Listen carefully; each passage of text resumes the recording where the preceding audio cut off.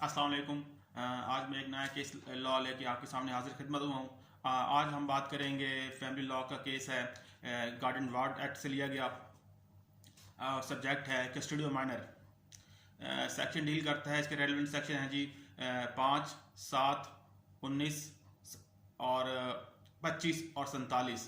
अगर मैं बात करूँ सेक्शन 7 और 17 और 19 के मुतालिक, ये गार्डियन को अपॉइंटमेंट करने का प्रोसीजर है और कोर्ट ये देखती है कि उसके लिए, और सेक्शन जो 25 है उसमें कोर्ट ये देखते हैं वेलफेयर ऑफ माइनर के लिए कौन सा सूटेबल आदमी है कि जो उसको नॉमिनेट करे, चाहे वो वालिद हो, चाहे वालदा हो, चाहे कोई दूसरा आदमी हो। अब कहानी शुरू होती है राशिद हुसैन बनाम एडिशनल सेशन जज।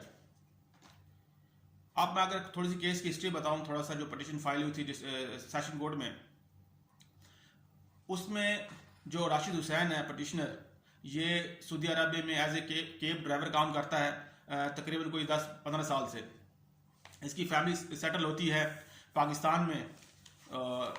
इसकी जो डीज वाइफ है इसकी मसमात कौसर नसीम, वो एक हाउस वाइफ होती है और उसका अगर मैं थोड़ा सा तारुफ बताऊं तो वो हाफिज कुरान होती है। अब कहानी शुरू होती है 2015 से, जब मसमात कौसर नसीम का हादसाती तौर पर एक्सीडेंट होता है। जब मसमात कौसर नसीम का कार एक्सीडेंट में वो जल जाती है और वो हॉस्पिटल में दाखिल होती है तकरीबन ऑलमोस्ट 1 साल, और उसी में वो चल बसती है।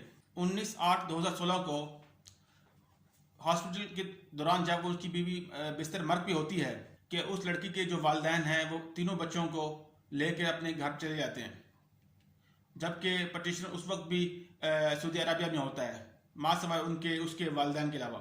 अब हुआ यूं कि लड़की के पेरेंट्स ने पुलिस स्टेशन कंप्लेंट फाइल करते हैं अंडर सेक्शन 302 और 34 पीपीसी के तहत। पुलिस ये केस इन्वेस्टिगेट करती है और अपना चालान जमा करवा देती है डिस्ट्रिक्ट सेशन जज में।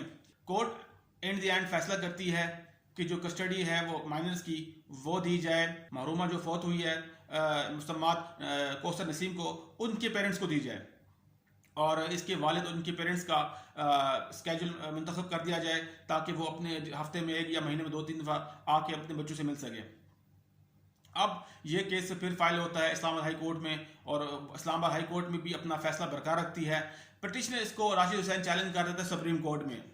अब जो सुप्रीम कोर्ट फैक्ट फाइंडिंग निकालती है इस केस के, वो ये कि जो एलिगेशन लगाए गए हैं वालिद पर, वो ये बनते हैं कि वालिद केब ड्राइवर सऊदी अरबिया में वो डायरेक्ट खर्चा भेजता है अपने वालिदैन को, ना कि अपनी महरूमा बीवी को। और अब मुद्दी ने दूसरी शादी कर ली जिससे एक बेटी पैदा हुई है। वहाँ उसने डिस्ट्रिक्ट एंड सेशन जज की अदालत में ये बयान जमा कराया था कि भाई मुझे बच्चों का ज़्यादा तौर पे इल्म नहीं हो किस क्लास में पढ़ रहा है, कौन सी क्लास में पढ़ रहे हैं, और मैंने जो अपनी मार्शल ऑब्लिगेशन है उसको सही तरह से अदा नहीं किए। अब इस फैक्ट की बुनियाद पर सुप्रीम कोर्ट ने फैसला दे दिया महरूमा के पेरेंट्स के हक में, और पटिशनर एज ए फादर होने के बावजूद भी ये केस हार जाता है।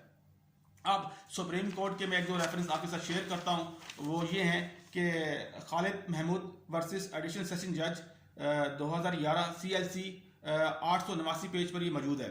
एक और रेफरेंस आपको बताता हूँ, मुसम्मात रशीदा बीबी वर्सेस एडिशनल सेशन जज और 2012 CLC 784 पे ये मौजूद है। ये 2 ऐसे केस हैं जिसकी बुनियाद पर सुप्रीम कोर्ट ने फैसला वालिद के बजाय उनके महरूमा के बीवी के जो है पेरेंट्स को बच्चों की कस्टडी दी है। अब सवाल ये पैदा होता है, वालिद एज अ प्राइम रिस्पॉन्सिबिलिटी को उसको नेगलेक्ट करना, उसकी सबसे बड़ी वजूहत थी कि वो अपने जो मार्शल ऑब्लिगेशंस थे, उसके जो जिम्मेदारियां थी माशी तौर पर, और वो उसने अदा नहीं की। उसको ये नहीं पता कि बच्चों के परवरिश किस तरह की जाती है, या वो किस उम्र को पहुंच चुके हैं, और या वो किस क्लास में पढ़ रहे हैं। बेसिक बातों का भी इल्म ना होना ये इस केस की सबसे मेन रीजन बनी है कि वालिद को माइनर की कस्टडी से अलग कर दिया गया। क्योंकि जब हम बात करते हैं वेलफेयर ऑफ माइनर की, तो कोर्ट ये देखती है कि माइनर की जो सूटेबल जो है गार्डियन, वो कौन सा बेहतर होता है। अब चाहे वो नाना नानी हो या दादा दादी हो, ये डिसाइड करना है। अब बच्चों की तकरीबन मेच्योर थे 7-8 साल और एक सवाए माँ सवाए 2-3 साल के, तो ये केस अपनी नौयत का एक अहम केस है। हालांकि मैं ज़ाती तौर पर CLC के डिसीजन को एज अ कंपिटेंट डिसीजन नहीं मानता, बल्कि सुप्रीम कोर्ट का एक फैसला है और हमें इसकी तायद करनी चाहिए। आज की वीडियो के लिए इतना ही, फिर मिलेंगे नेक्स्ट वीडियो में। खुदा हाफिज।